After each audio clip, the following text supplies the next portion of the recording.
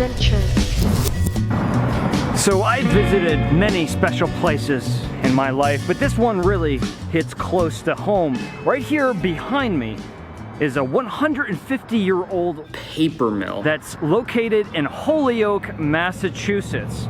Back in those days, the waters in these canals would power the industries that was happening inside of these buildings. A lot of history to these buildings in and of itself. And in the 70s, this particular building housed dozens of artists of all different kinds, and one of those artists being a very young Michael Kittredge, the man who would go on to create America's most beloved candle, Yankee Candle. Now, most Yankee Candle fans know that the factory, the flagship store, even corporate is going to be located in South Deerfield, Massachusetts. But in the early days of the company, in the 70s up until the early 80s, Yankee candles were produced, manufactured, and sold right here in the building before me.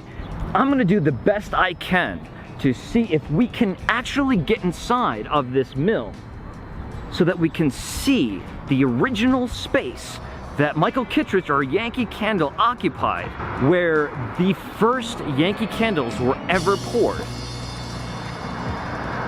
It's worth a shot.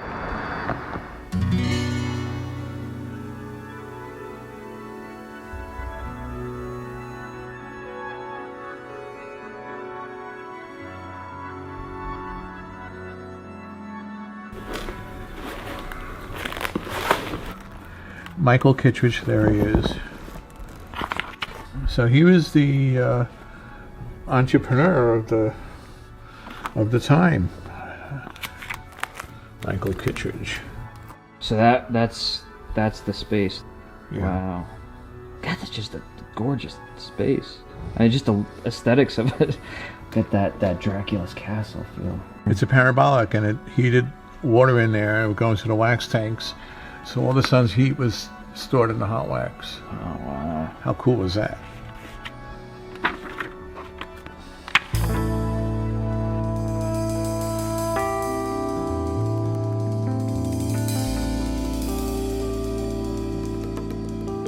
Very accurate accounting.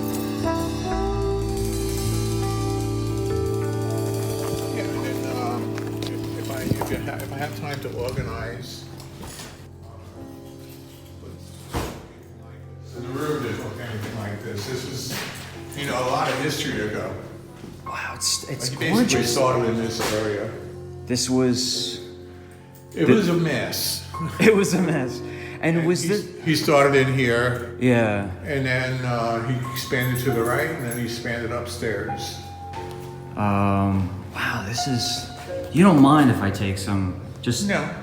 quick But it was video. the arches, these arches supported the original paper machinery upstairs. So that's important. So this was... A paper mill. A paper mill. And when he came in, the space was raw. Nothing had happened to it. I don't know, it was just, a mess. Sat here for a bunch of years. Yeah. Any plans for it now? Anyone interested in the space? Oh, yeah. Maybe we could sit down and do like a little interview or something? Yeah. All right. Okay, bye. A lot of these buildings were famous for incubating small businesses. It was water powered. The whole water from that canal traveled underneath these buildings and turned the wheels and the gears. So it wasn't long lived because, electric got the better. Right. Got to thank Edison for that one.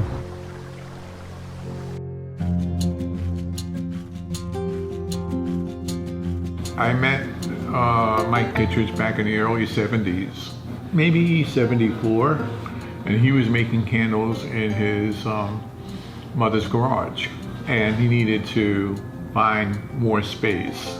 As a business person, thought it'd be a great idea to make candles. Then when he outgrew the garage, he came here. I put him in a dumpy space at the end of the building. To me, I would ask him, he's like, well, what is it, what is it about fragrance specifically? I mean, is it a fragrance? Is it candles? Or was it an opening in the market after? It was an opening in the market. I would say it was always about making money. I don't know, he might have been passionate about it, but he was very business about it too. Right. You know, he definitely wanted to be a major, candle manufacturer. But he was always into expanding and figuring out how things could happen quicker.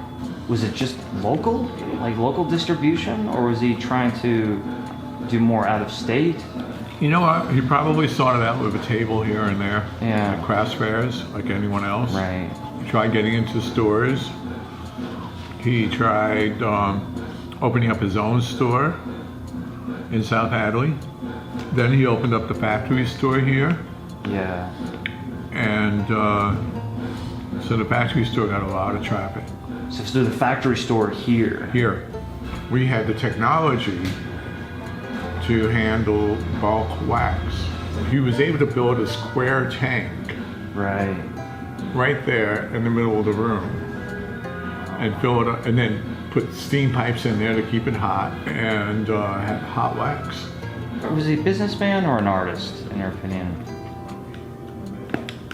He was a musician. I admire him for the decisions he made. I admired him for his ability to incorporate everything around him in the universe that would help him make more candles.